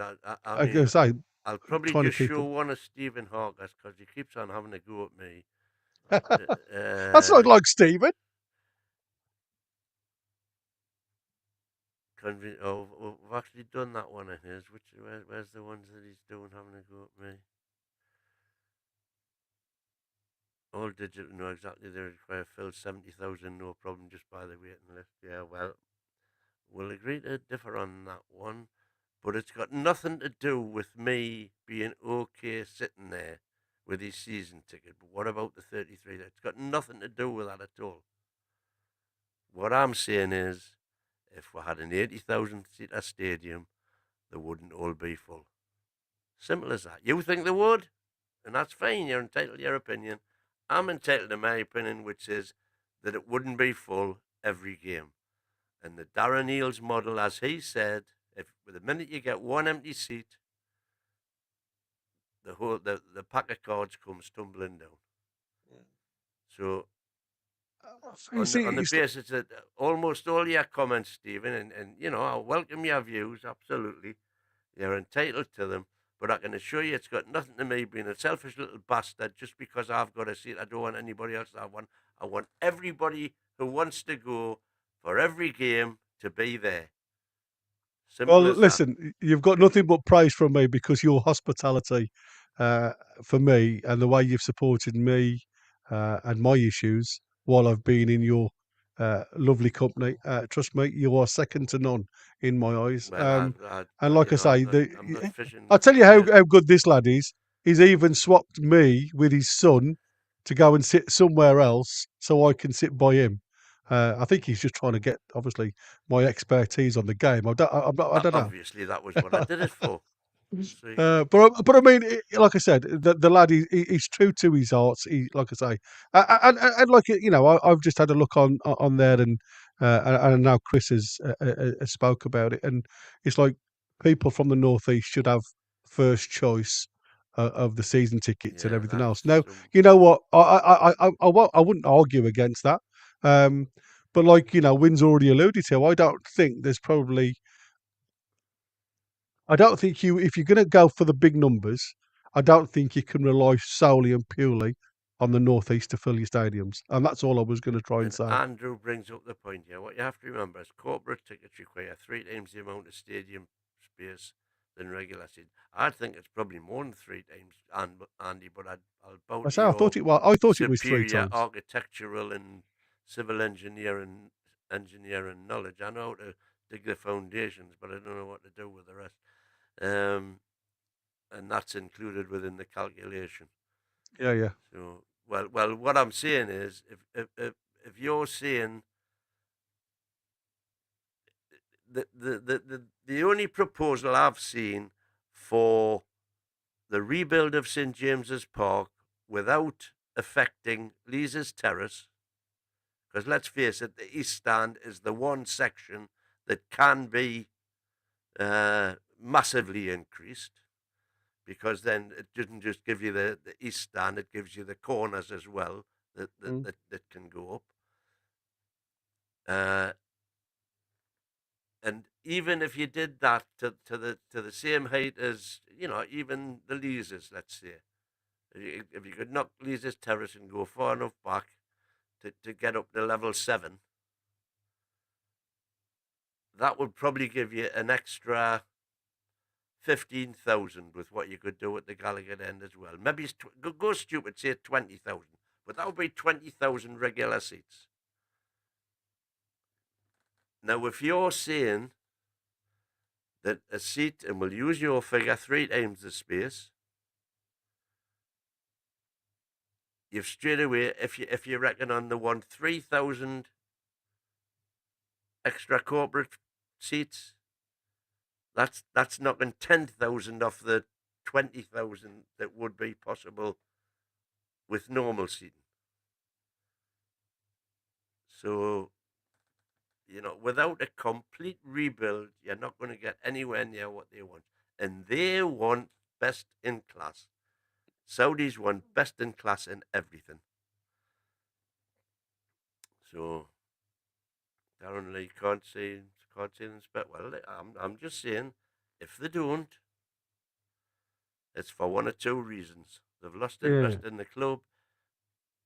It could depend on where we are, by the way, in the league.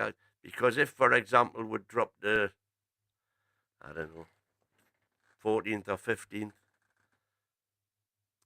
Well, that's what I'm saying. I mean, then they would be justified, because then, like I've said, if we are not within 3 points of Champions League at the end of the after Christmas, January, when the window opens, I would be wanting Eddie out. That's what I'm saying. At the end of the day, what we've got at this present moment in time, and the promise that's been laid on the table with this once in a lifetime check potentially being written. Exactly, once in a lifetime. What that's been obviously said on is the past 3 years' performances, isn't it? Now you're quite right. If there's a downward spiral in this, then obviously there's going to be a little bit of a diminishing in are we on the right project here? Is there something else that we should look at? But as we speak, I don't think there has been a shift. I mean, like I said, there's a lot of people will always highlight individual things that's gone wrong. And you've like we said, at the end of the day, Eddie Howe, whether you class him as a big performer or a non-performer, he's still 5th in the chart in the league for points gained since he came on board 3 years ago. Now, for me, that is some achievement on its own. And like I say, I keep reading in the chat there as it scrolls by, and I think Trolls has just put it down. We could still spend 100 million, but we've still got less players in the club. Now, we've already heard Darren Eales state that we can't be a club going forward that gives players away. We've got to be in a position where we sell them. We've got to become and obviously we've heard Mitchell say exactly the same. We've got to stop being, we've got to stop being this club that just allow players to walk away at the end of each contract, because after a length of period, and we've seen that PSR, as it's done already, will come and bite you on the bum. And that's the situation that we're at. And, everybody, Chris spoke yesterday and said, we've got to stop selling players. Now, you can't ever allow a player to run down his contract and go for free. And if that player, whether it be Isaac, Bruno, Anthony Gordon, whoever it is, makes a decision, like we've already seen now that we talk about Isaac just for argument's sake. Isaac stipulated now that he wants a release clause in his contract. Now, for me, there is no issue in that. The problem for Isaac's team is the fact that they don't agree on the amount of the release clause. So he's obviously not valuing himself as the same as Newcastle do, because obviously they're not going to get the money back for him. So who's right and who's wrong? And is that a player that wants to play, or is that a player that wants to move? There's an argument for both. Somebody will be skeptical and say, I don't want to play for you, so I'm going to value myself less I want to try and play at Champions League level, and I want to play for a club in a Champions League position. Now, Wynne come back after Eddie Howe had spoken and said, I need to see you playing to get us at Champions League and promoting yourself as a player that can play at Champions League level on a constant basis, because we haven't seen enough of that this season. So you're always going to get twos and fro's in any conversation, and it's exactly the same with this. Some people will see it as them stepping us forward in the right direction, and others will always see it as they're not supporting us enough because there's not enough money to buy the players, and that's not what I see. That's not what I see at all. Like I say, I think we are limited. If we had no restrictions whatsoever, seriously, Win, right? Let's talk about this now, and guys, get involved in the chat. Throw a number into the chat now. What you believe we would sell if we didn't have PSR? That we would go out and buy players. What type of numbers would you think would be available? How much would we spend? Yeah, how much money would we spend on buying players if there was no PSR? We would match, what Chelsea and Arsenal have spent in the last 5 years. We would have spent, near enough $1 billion. Easy, Huh? if not more. And that's what I'm saying. When you think of what Abramovich has done, I can't remember the lad at Man City when he come on board, how much he spent, how much Chelsea, Arsenal have spent. These guys, we have got no way of catching these guys up, and that's fact. Unless the changes of the rule happens sooner rather than later, and that's got nothing to do with them not being interested, though, is it? No, That's what I'm trying to say. because they've had the handcuffs on. Yeah, but will it make them stop? That's what I'm saying. Will these issues, these governances, stop them thinking that this is a viable project? That's the question that should have been asked. Well, what I think about that is, let's wait and see what happens now with all these rules. I'm talking about PSR and ATP, because they've already proven PSR, the £35 million you're allowed per season, that was set 10 years ago now, 2014. And that the equivalent of that 35 million then in terms of transfer fees is like 240 million. Yeah. So that's 240 million per season that you would be allowed to overspend. So that needs to be addressed. Just simple inflation. And then add to that the ATP rules, and it's been a deliberate attempt, and let's face it, it's a deliberate attempt by the American-owned Red Cartel to prevent the Gulf getting a bigger foot in the camp than they've already got with Man City. They don't like the oil money because it's harder to compete with. Yeah, it is. But like I say, for me, you see, that's what I said. I don't think there's a number out there that I could even imagine, because from if what you're saying is, had PIF been able to spend whatever they wanted when they took us over, it would have been, the answer to that is whatever they needed to spend. There you go. That's what I was going to say, because I can't give you an answer. To win the league, the same as Man City did, the same as Man City did, absolutely, the same as Jack Walker did back in the day. I'm sick of saying absolutely. This is not something new. This is no. Historically, whoever spends the most money wins the league. And that's what they've stopped you doing. And that was the whole idea of these new rules coming out, was to stop Newcastle running away with the league. So the question is, so your question have PIF has it knocked the wind out their sails, kind of thing? Yeah, because that's it's like everything else, isn't it? I think what they're doing is keeping their powder dry. It may well do. If it transpires that we are still going to be stuck with these archaic rules, that's just the sort of thing that could knock the wind out their sails. They'll just say, we're pissing against the wind. Yeah, it's no good, because for us to get our revenues up to what, you know, the top 3 or 4 are now, it'll be impossible. Yeah.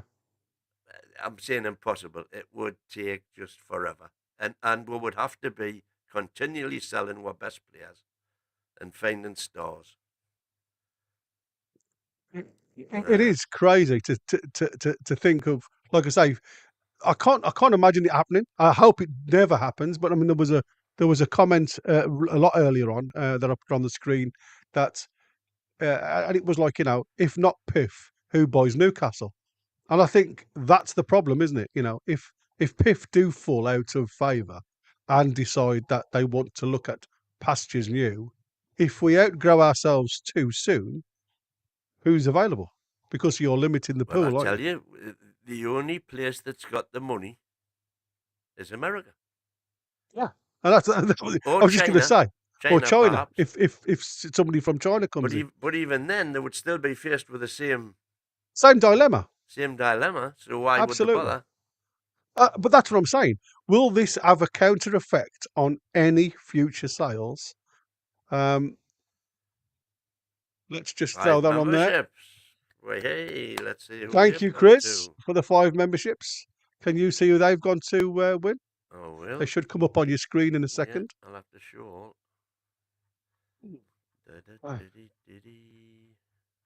If Chris, Win, if you do that, I've just been shouted. I'm just going to go and see what the message is. I'll be back in Yeah, a second. no But problem. So they have gone to Spenny Fan Chris, Andrew Brett 87. Sorry, Anthony Brett 87. Hello, Anthony. Never seen you before. Martin Makepeace. Haven't seen you before, Martin. Please keep your memberships up and say a nice thank you to Chris, Connor, and Toon Duck, as opposed to Tyne Duck. So congratulations on getting your membership. Please keep it up. You get all the perks of being a member. All the full back catalogue of shows you'll be yours, which are members only. Lots of members only shows, and so on and so forth. And if we go back to where we were before, let's go back up the top, see what we've got here. Andy Turnbull, but you have to remember, yeah, right, so that's where we were up to. Stephen Harker having to go at me again, so not like that. 19,000, what used to be the attendance here before Sir John Hall, so hasn't always been full win. When the attendances were 19,000, that was when the Leazes End had been knocked down and closed, and it was also when we're in the second division. We've never been less than 30,000 in the top division. Tangy Vivid, so his transfer talk was put to sleep yesterday. Now let's talk about Saudis and see if they're still interested. Exactly, we will be coming on to that actually. So, although we did talk about it yesterday, Andy Turnbull over 20 years ago, a feasibility study got done up in da-di-da-di-da, and the estimate at the time was 200 million just for the piles. I can quite believe that, which is why I think moving backwards is the only way forward if we want to stay where we are. All that time, effort for what will be even a more oddly shaped SJP just for an extra 10k seats, or a state-of-the-art stadium for a glorious future ahead. Tough decision. Exactly. There's only one that makes financial sense to me, unless we can move backwards into St James's Park. Agree, MW, but need a right wing since we've needed a right wing since the Ashley era. Can't depend on Murphy when injuries come along. Need to get a first team right winger. I agree with that. Sounds a once in a lifetime generational plan to me. Generational talent. a generational That's what we talent. need. They want state of the art. I just want a few extra bugs and bars. Not in the same place. So.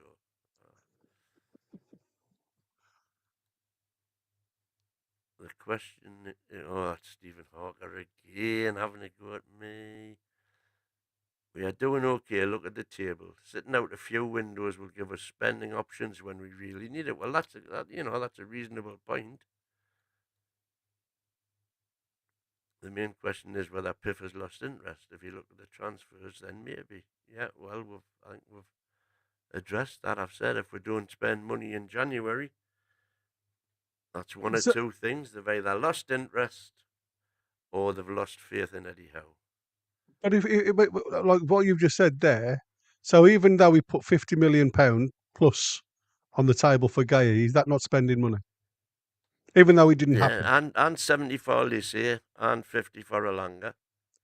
That's what I'm saying. Just because they didn't get them wasn't their Yeah. fault. They still put the money up front, didn't they? That's what I'm saying. I'm not saying it's the be all and end all if players move or not. I'm saying there's got to be money up front available, and there has been. So for me, they have still got the promise, or still want the promise. And here's the thing that another good stadium gives you. They're already hosting a mini Comic Con, and I can see them doing more of that with an epic rebuild stadium facility. All those sort of conferences Oh, absolutely. and stuff, that's exactly Stephen Hawker.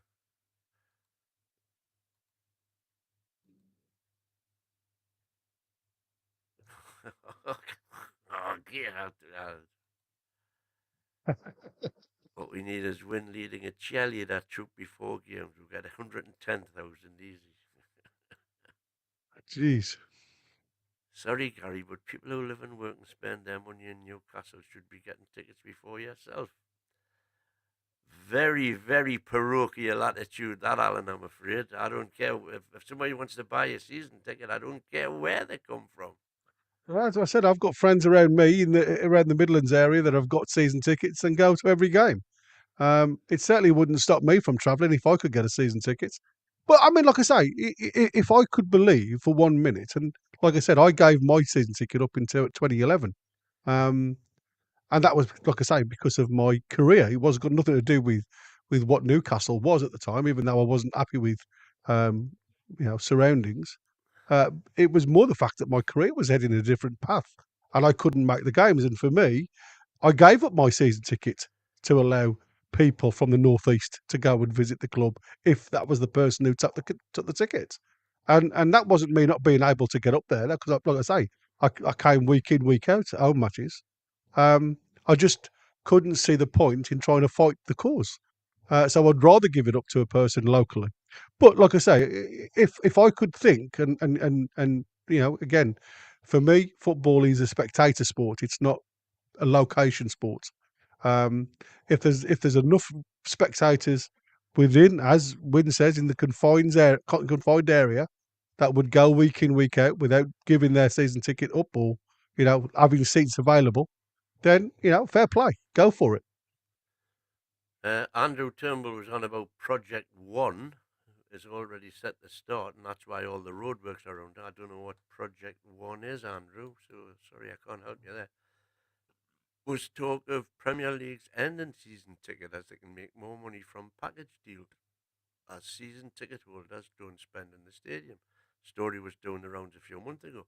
Well, again, if you've got hotel facilities and so on and so forth that you can sell, I think the deal you're on about was doing corporate. Well, in fact, they're doing them now. Corporate Doing them now, aren't they? packages Yeah, where you can go to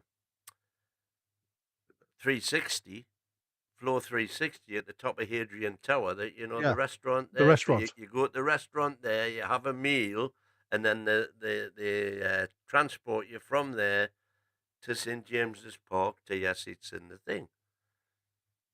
So I think that may be what you're on about. A new building leases would suit all 70 to 80, and soon enough find out what they're going to do. Yeah, that's without a doubt that is the ideal scenario. PIF has lost interest, and Craig Hope is a moron for even asking that question. Well, Craig Hope is not a moron. Don't believe they've lost interest. The Prem has put obstacles in the way, but I believe they will stay the course. I agree. American Mag, But if we have sold Minty and Anderson to get right, and we haven't spent since, then what's the argument there? Well, the argument is that they didn't get the deals over the line.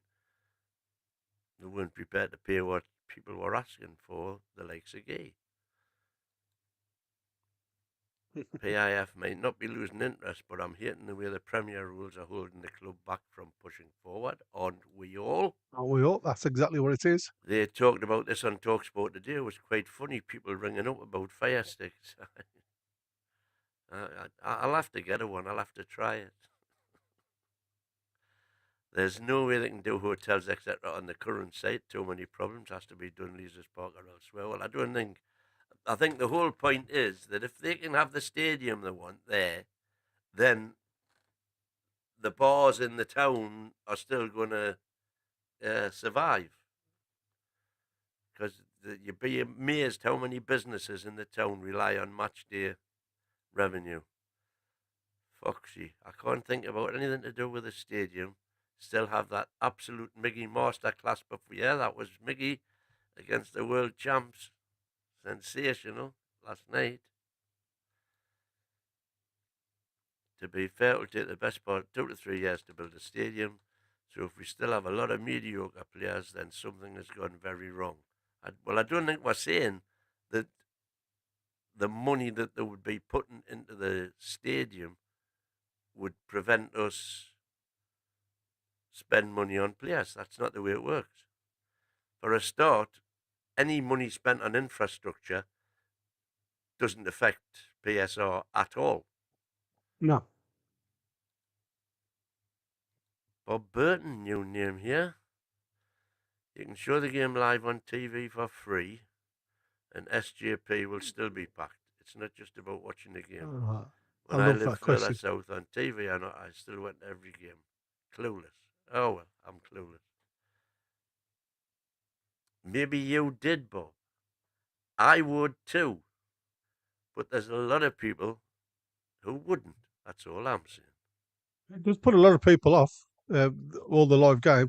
And I tell you what puts me off, as a fan, if I was to travel now, and we've seen this issue with last season, where you have evening games in London with no way of getting home.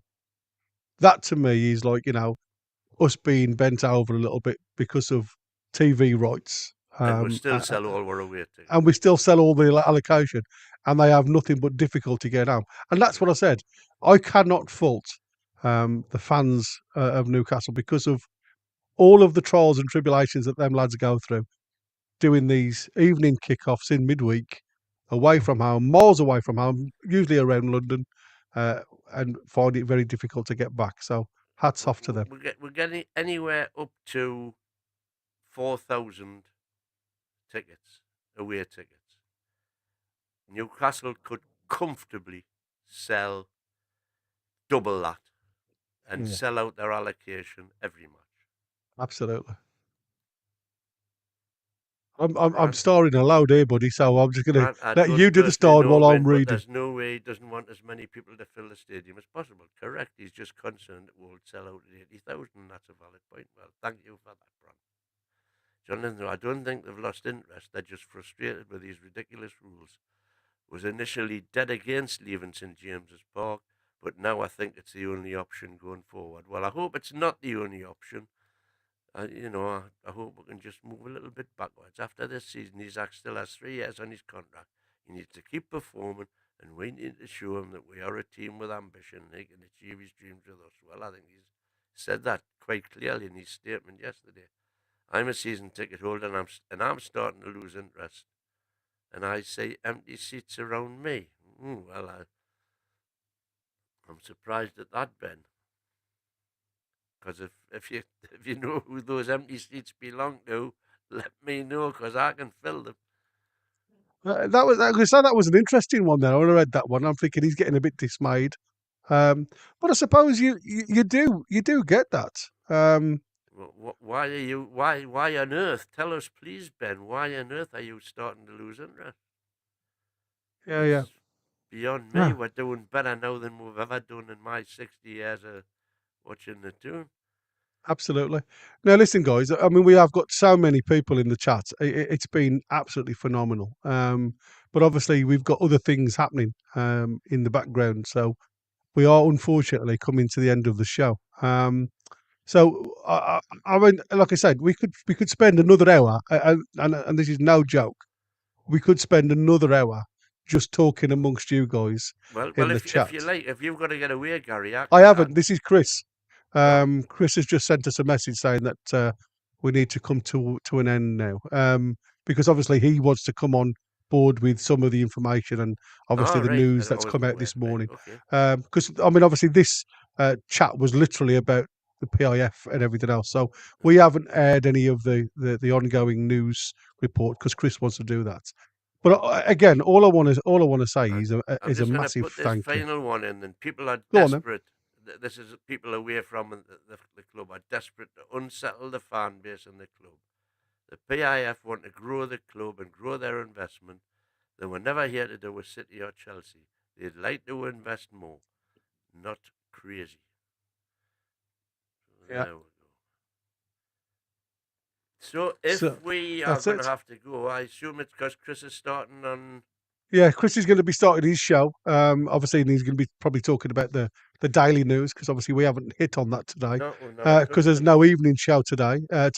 Have we? Have you got the quiz tonight? Have you Yeah, not the quiz is on. the quiz is on. So 10 p.m. UK time. If you want to come and join the lads on the quiz, and that's always a good shout. But there'll be no early show, and then obviously there'll be tomorrow. You said 2:00, wasn't it? You said there's a show tomorrow, Win? Yeah, is that that's right? tomorrow Saturday? at 2:00. 2:00. I've just had a WhatsApp. No, he's not telling me to stop now. He's saying that your show is tomorrow at 2:00. I'm sure he said to me. He's just put in. The show was amazing, lads. I think we need to close it down now.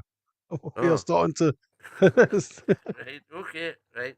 All right. So I'm just going on that basis. Right. It's obviously because we are drifting away from the question and we don't want to get involved in some of the news events that he wants to talk about. But again, while we're talking about Chris, I want to thank him personally for gifting the 5 members. So obviously, Speddy Fan Chris, Anthony Brett, 87, Martin Makepeace, and Connor was obviously gifted all of those messages. And Toon Doc, oh, it's nice to have a second one in the chat.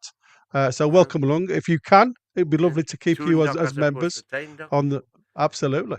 But again, like I say, we have gone on for 2 hours talking about similar subjects. So I suppose, like I say, tonight it's the quiz. Then tomorrow at 2 p.m. we'll have the lads back with another chat. NUFC. All about the chat, talking about the tune. But obviously, until we get there, I suppose we can just say it's goodbye from him. And it's a goodbye from him.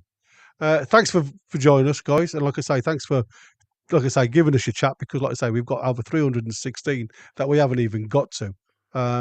And thanks to everybody in Viewerland because obviously without you guys watching, the show just doesn't hit the heights that we want. But again, before we go, please smash the likes, subscribe to us, and from then on, if you want, you can become a member. That'll be brilliant. So again, take care, boys and girls and lads and lasses, whichever way you want to say. How are the lads? How are the lasses? Bairns. See you on the next one. Take care, boys.